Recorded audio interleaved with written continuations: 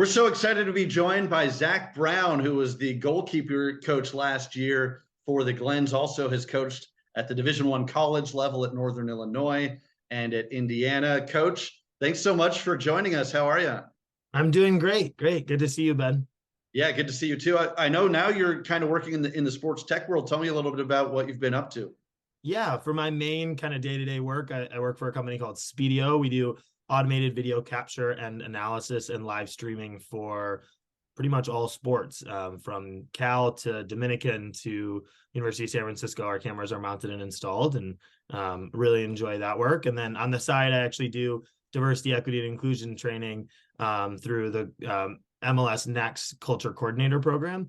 So I'm working with well-being in soccer there, helping to make youth sport a more welcoming place for all races, genders, ethnicities, and sexualities. That is fantastic. And it leads me into kind of the main conversation point I wanted to talk about with you. Obviously, the Glens celebrating Pride with these Pride games today, Pride Month. I know that you have a story that I find really interesting growing up in the soccer world, coaching, and recently you came out. What went into that decision and what has the response been like? How have you been accepted both by the people you know and by the soccer community since then? Yeah, I mean, it's been a journey. I mean, life is a journey for everybody. And for me, I have a pretty unique journey in that space. Growing up in the soccer world, I was a crazy, vibrant, young kid, just having a good old time. And, as I grew up, I kind of realized I was different. Took a long time for me to develop and realize who I really was and find my truth. And then once I found my truth, I really had a big decision to make. I'm not famous anymore. I'm not, a pro athlete with a million Instagram followers. But at the end of the day, I decided to come out publicly on social media and through all of my channels, which is a pretty dramatic statement considering I have hundreds of followers, not thousands. And I did that because at the end of the day, visibility matters. And when I was a closeted young man, I had no one to look up to. I remember the day Robbie Rogers came out walking across the quad when I was in college, and that was a life-changing moment for me. And I've coached hundreds and hundreds of young men and women and kids. And if I can save one of their lives, right, by showing them that it's okay to be who you are, then that would be worth it. If I lose some people along the way, then that's a problem with them, not a problem with me. And I'm really excited about the people that I have impacted because of that. And soccer is a great, amazing place to help develop young people. And youth sport is so powerful. And so I'm excited that youth sport's being more welcoming and more accepting. And it's a great opportunity for kids to really just be themselves and explore that journey, no matter what their sexuality is. Absolutely. I mean, to that point, how important do you think these pride games are and celebrating inclusion and making soccer a safe and a loving place for everybody? They're massive, right? I mean, there's literally no other word to describe it other than massive because I mean, growing up is hard, right? Being a young person is hard. It's uncomfortable. It's even harder now. We have TikTok and Instagram and Yeah. all these things that can be so toxic for young people. And if they don't see that who they are inside is okay and is loved, they're never going to know, right? I lived in the closet for 29 years because I didn't think the soccer world would love me back. And I was scared, to be honest. And I'm not scared of much. And since coming out, I have received phone calls and text messages and emails from people all over the country in the soccer world that I barely know, showing support to me. And to be honest, I've lost pretty much zero people as a result, but I had no idea. Right. Yeah. And I think that's the big thing that these Pride Nights do. It shows that every Glen, right, as a youth Glen, is going to be accepted for who they are, no matter what their sexuality is and their gender identity is. And at the end of the day, that's what matters, right? Is how we can help make people feel good about themselves and just enjoy their football. I mean, I'm so happy to hear that. And look, it takes so much courage to be public about who you are. And I mean, I think I have a lot of admiration for you. And I'm just curious what went into that decision. I mean, how long had you been thinking about coming out publicly and what kind of finally made you put you over the top to doing it?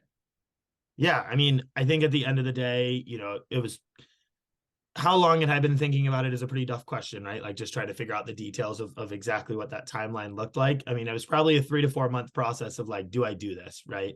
And at the end of the day, I realized that honesty and integrity was what mattered the most.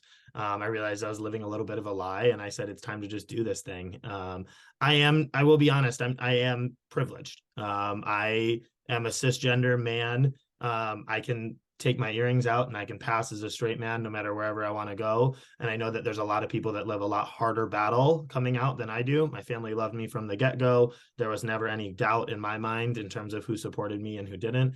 And so I know that it's a much bigger fight. And I think because of that, I know that I needed to step up and stand out and be there for the people who maybe are having a harder time and maybe don't have the loving community that I do.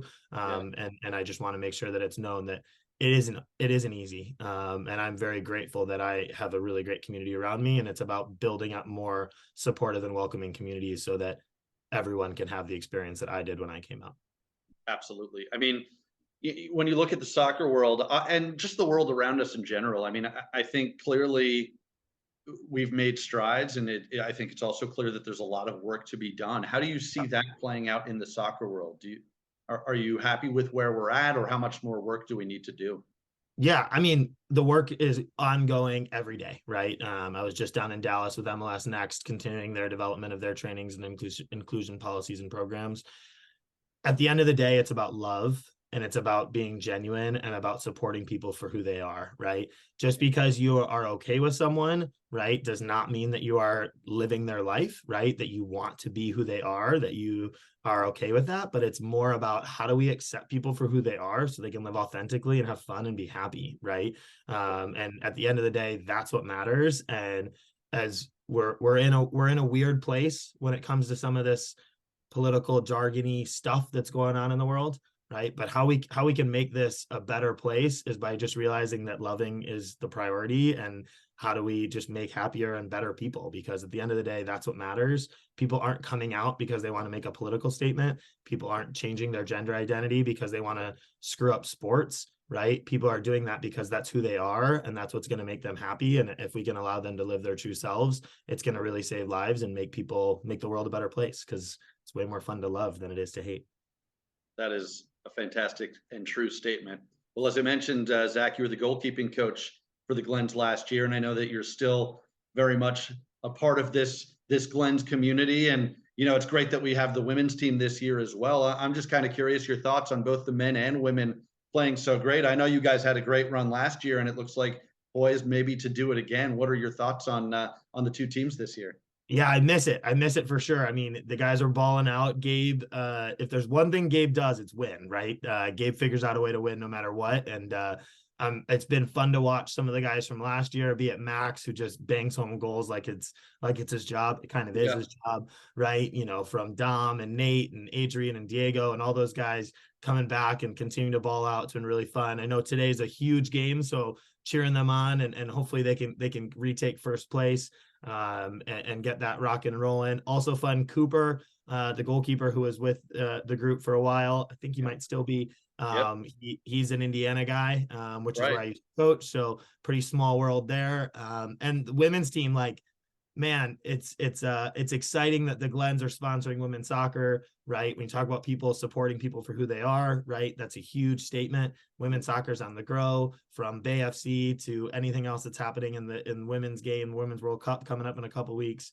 And to know that the best team in the country is right here in San Francisco, it's pretty badass. So definitely exciting to be a part of. And I said I wasn't going to swear, but there we go. We'll allow that one. Yeah. You're right. I mean, it has been just my first year, obviously, broadcasting these two teams, and the talent is phenomenal to watch. I mean, obviously, in Northern California, in California in general, it's so much fun to see the growth of soccer, and just, as you said, some of the talent that we've got. Having the number one women's team in the entire country, the men's team is knocking on the door. It has been a lot of fun, and yeah, I'm glad that you still get to be a part of it. Not quite as close as you were last year, but still get to enjoy some of the success. Totally. Yep. I'm a fan just like the rest of us. I've got my Glens gear. I'm repping it every day, and up the Glens. Absolutely. Well, before we go, I want to mention, and I want to get your thoughts on this as well. you know, a portion of the sales from today will be going to Athlete Ally, and they do a great job championing LGBTQI plus inclusion in and through sport. I know that you have some familiarity with Athlete Ally, and how cool is it that, you know, a portion of today's sales will go to that. Totally. I mean, I think first of all, the Glens having a Pride Night, really big deal, right? It shouldn't go unnoticed that a club like the Glens is hosting a Pride Night, and to be donating a portion of their proceeds back to the cause is an even bigger deal. The Glens aren't, you know, this isn't an MLS. This isn't the San Francisco 49ers donating 10% of their billions of dollars, right? This is a big deal that the Glens are doing this, and our community knows that and hears that and sees that. And the work of Athlete Ally is unlike anybody else in the sports world right now.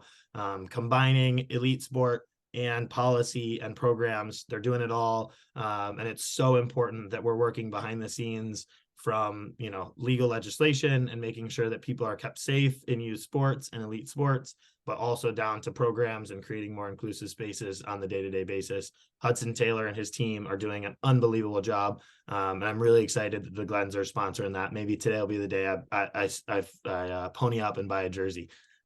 Oh, we got to make that happen for sure. Looking Yeah. forward to it. Well, Zac, thank you so much for joining us. Keep up all the great work that you're doing, and you know, we look forward to seeing you cheer the Glens on for the rest of the year. Yeah, up the Glens. Thanks so much, Ben. Have a great rest of your day. Up the Glens. We'll see you soon.